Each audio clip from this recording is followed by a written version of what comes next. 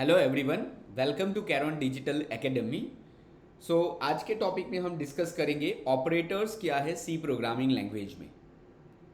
सो अभी तक जो हमने प्रोग्रामिंग किया है, फॉर एग्जांपल हमने ये प्रोग्रामिंग किया था जिसमें हम एडिशन, सब्ट्रैक्शन, मल्टीप्लिकेशन और डिवीजन करवाते थे।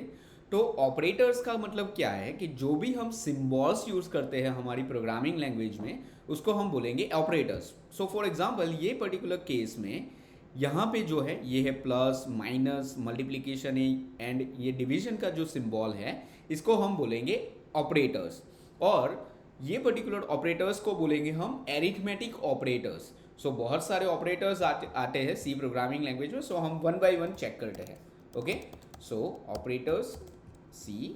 ओके, हम मेन जो हमारा प्रोग्राम स्ट्रक्चर है, सो पहले आ गया एरिथमेटिक ऑपरेटर्स। ओके, सो एरिथमेटिक जो ऑपरेटर्स है वो है plus, minus, multiplication and division.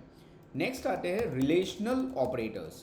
Okay, so relational operators कौन कौन से हैं? सो अभी जो लास्ट हमने इफ कंडीशन लिखी थी, सो इसमें ये जो था double equal to, greater than equal to, इसको बोलते हैं हम relational operator. So relational operator आएंगे greater than, less than, greater than equal to, less than equals to, not equals to और double equal to. Okay, so इसको बोलेंगे हम relational operators. Then हमने इफ कंडीशन में ये भी देखे थे और एंड।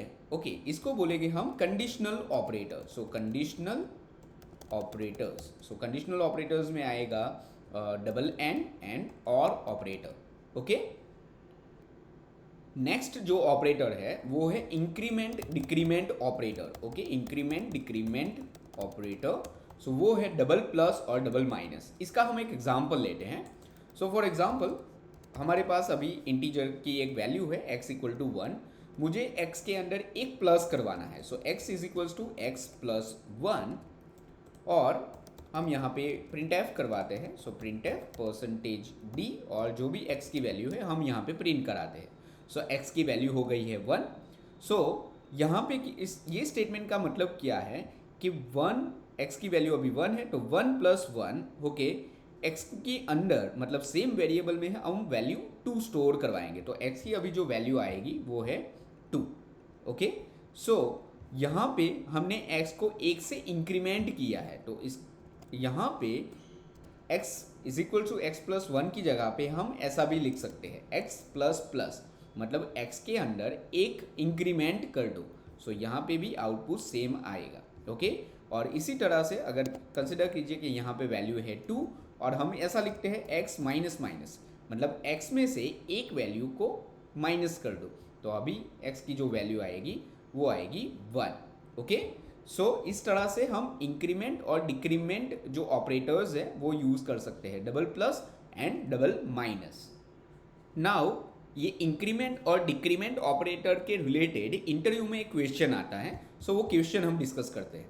सो यहाँ पे अभी x की वैल्यू है 1। ओके, नाउ एक y लेते हैं और y में हम स्टोर कराते हैं x प्लस प्लस और फिर हम y की जो वैल्यू है वो प्रिंट कराते हैं। सो y इक्वल्स टू, सो यहाँ पे y और हम x की वैल्यू भी प्रिंट कराते हैं। Okay, so x equal to और x की जो वैल्यू होगी वो। ओके, यहाँ पे एक स्लैश एन ऐड करते हैं। सो देखिए अभी x की वैल्यू 1 है और हमने ऐसा कुछ स्टेटमेंट लिखा है। सो इसका मतलब क्या है कि x की वैल्यू 1 है और पहले ये स्टेटमेंट में x की वैल्यू पहले y में स्टोर होगी, तो मतलब y की वैल्यू अभी क्या हो जाएगी, 1 हो जाएगी और उसके बाद हो रहा है x प्लस प्लस, मतलब x की वैल्यू हो जाएगी 2। सो पहले आएगा यहाँ पे 2 और यहाँ पे आएगा 1। देखिए, सो 2 और 1, बट ये सेम चीज़ हमें कुछ इस तरह से लिखे प्लस प्लस एक्स।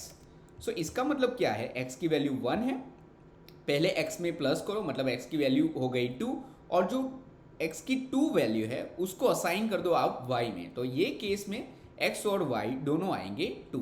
सो अगर आप प्लस प्लस आगे लिखो ये ऐसे असाइनमेंट ऑपरेटर में, सो पहले प्लस होगा उसके बाद असाइन होगा, और अगर हमने ऐसा कुछ लिखा है x प्लस प्लस, सो इसका मतलब है कि पहले x को असाइन करो y में फिर x को प्लस प्लस करो। ओके।